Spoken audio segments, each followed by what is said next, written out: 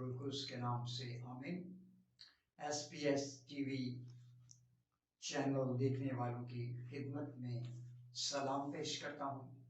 मेरा नाम पास्टर दमियान सादिक है और मेरा तल्ब रेमा असेंबलीज लाहौर पाकिस्तान से है और मैं शुक्रगुजार हूँ एसपीएस बाइबल टीवी की खिदमत का कि वो बड़ी तवज्जो के साथ, बड़ी जांफिशानी के साथ, बड़े पैशन के साथ खुदा के कलाम को फैलाने के लिए एक बड़ी खिदमत इंजाम दे रहे हैं।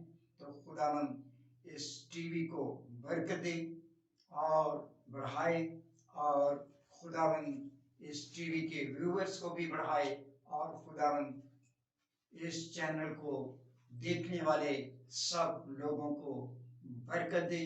मैं आपके लिए बरकत चाह रहा हूँ। खुदावंद आपको बरकत देगा। कलाम को सुने। आए मेरे साथ मिलकर रोजे के ताल्लुक से खुदा के जिंदा कलाम में से देखेंगे। योएल नबी की किताब है और उसका दूसरा बाब है और दूसरे बाब की 12वीं आयत से खुदा के कलाम में से देखेंगे। यूं लिखा है, लेकिन खुदावंद फरमाता है, अब भी पूरे दिल से और रोजा रखकर और गिरिया हुजारी और मातूम करते हुए मेरी तरफ रुजू लाओ। अपने कपड़ों को नहीं बल्कि दिलों को चाक करके खुदावंद अपने खुदा की तरफ मतवज्जो हो, क्योंकि वो रहीम और मेहरबान, कहर करने में धीमा और शफकत में गनी है और अजाब नाजिल करने से बाज रहता है। पाक कलाम के पढ़े और सुने जाने पर उसकी खास बरकत हो। आमीन। मेरे अजीजों, हमारा आज का टॉपिक होगा कि रोजा खुदावंद को पसंद है। आमीन, हालेलुया। हमारा टॉपिक होगा रोजा खुदावंद को पसंद है। योएल की किताब के दूसरे बाब की 12वीं आयत में जो मैंने आपके सामने पढ़ा है, तलावत किया है, इसमें जो रोजे का हुक्म है ये कोई इंसान नहीं दे रहा, ये कोई नबी नहीं दे रहा, ये कोई मुसन्नफ नहीं दे रहा, बल्कि रोजा रखने के लिए खुदावंद फरमा रहा है। इसलिए लिखा है, लेकिन खुदावंद फरमाता है। खुदावंद कह रहा है, रोजे के लिए खुदावंद हुक्म दे रहा है और खुदावंद कह रहा है कि रोजा रखो। तो इसका ये मतलब है कि रोजा किसी इंसान ने मुकर्रर नहीं किया, बल्कि रोजा खुदा ने मुकर्रर किया है। और जब हम रोजा रखते हैं तो खुदा इसको पसंद करता है। इसलिए यहां पर रोजे के लिए खुदावंद खुद फरमा रहा है और खासकर खुदावंद उस वक्त रोजे की तरगीब दे रहा है, रोजा रखने के लिए कह रहा है जब मुसीबत सर पर खड़ी है, जब गुनाह की वजह से गजब उमड़ने को है, सजा बहुत करीब है और ये वार्निंग के तौर पर भी है।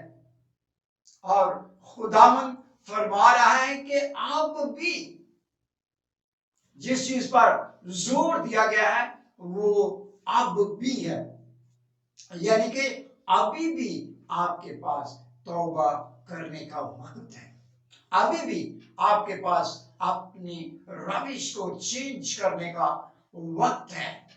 गो के वक्त बहुत थोड़ा है, आखिरी लम्हे हैं, आखिरी वक्त है, फिर भी वक्त मौजूद है। लेकिन अगर आपने इस वक्त को भी जाया कर दिया, हाथ से गंवा दिया, तो फिर इसके बाद तो वक्त नहीं होगा। इसलिए लफ्ज अल्फाज जो हैं, अभी भी वक्त है, अभी भी बाज आ जाओ, अभी भी तौबा कर लो। और तौबा कैसे करनी है, उसके लिए पहले एक नंबर पर रोजा रखना है। जब तौबा करनी है तो रोजा रखना है, यानी जब रोजा रखना है तो साथ तौबा भी करनी है। और दूसरे नंबर पर गिरिया हो जारी करनी है। और तीसरे नंबर पर मातम करना है।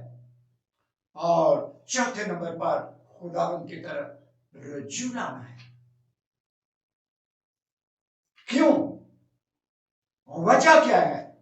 क्यों ये चार चीजें जो हैं वो खुदावंद चाहता है? क्यों ये चार चीजें बयान की गई हैं? क्योंकि मुसीबत बहुत ही बड़ी है और बहुत ही करीब है, वो आने वाली है। अगर हम इससे पहले का बाब पढ़ें तो हमें दूसरे बाब की पहली आयत में लिखा हुआ मिलता है, सिय्योन में नरसिंगा फूंको, मेरे कोहे मुकद्दस पर सांस बांधकर जोर से फूंको, मुल्क के तमाम बाशिंदे थर थराएं, क्योंकि खुदावन का रोज चला आता है, बल्कि आ पहुंचा है। और दूसरी आयत में बयान किया गया है, अंधेरे और तारीकी का रोज, अपने स्याह और जुल्मात का रोज है, एक बड़ी और जबरदस्त उम्मत जिसकी मानद ना कभी हुई और ना साल हाय दराज तक उसके बाद होगी। तो मेरे अजीजों, ये मुसीबत है, ये आफत है और ये वार्निंग है। और मैं आप भाइयों बहनों से अर्ज करना चाहता हूं, आपको बताना चाहता हूं, क्योंकि इस वक्त हम जिस दुनिया से गुजर रहे हैं और जिस वक्त से गुजरे हैं वो भी आखिरी घड़ी है, ये भी आखिरी वक्त है। तो इसलिए इस कलाम को इस आखिरी वक्त के लिए लें, खुदावंद यीशु मसीह के दोबारा आने के वक्त के लिए लें। और अगर हम योएल 2 बाब और उसकी 11वीं आयत को पढ़ें तो यहां पर लिखे हैं, और खुदावंद अपने सारे लश्कर के सामने ललकारता है, क्योंकि उसका लश्कर बेशुमार है और उसके हुक्म को अंजाम देने वाला जबरदस्त है। क्योंकि खुदावंद का रोज़े अजीम निहायत खौफनाक है, कौन उसकी बर्दाश्त कर सकता है? कौन उसकी बर्दाश्त कर सकता है? तो मेरे अजीजों, ये उसके रोज की तस्वीर है, ये उसके रोज का, उसकी आमद का, उसकी कमिंग का, उसके आने का नक्शा है जो खुदा बता रहा है। यहां पर 2 बाब में टिड्डियों के हमले का भी जिक्र किया गया है, और ये एक आफत है जो आने वाली है।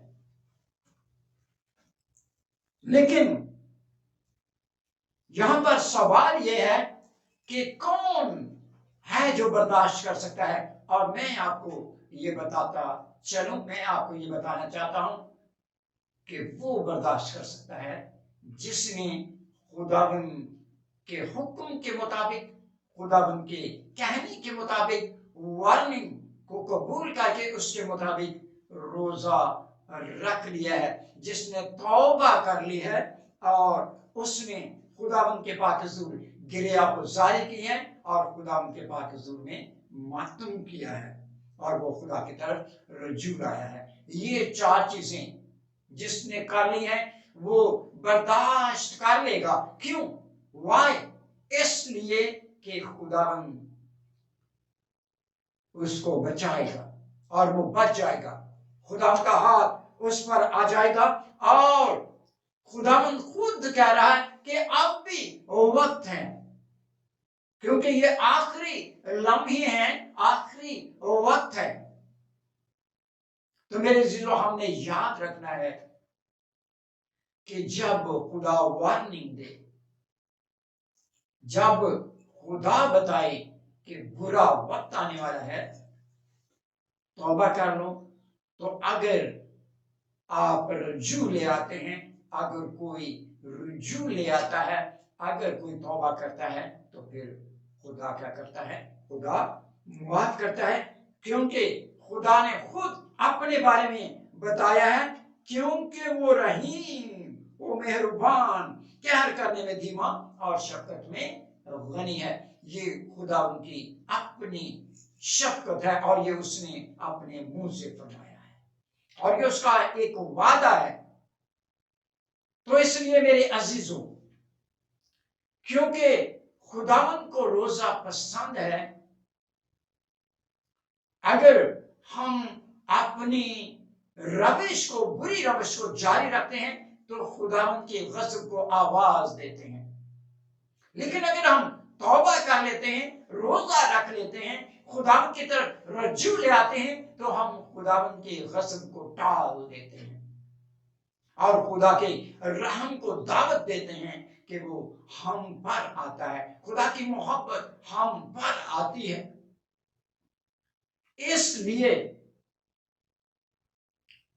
रोजा रखना बहुत ही अहम है, रोजा रखना बहुत जरूरी है और उसके साथ तौबा करना भी बहुत जरूरी है, क्योंकि खुदा खुद ये चाहता है।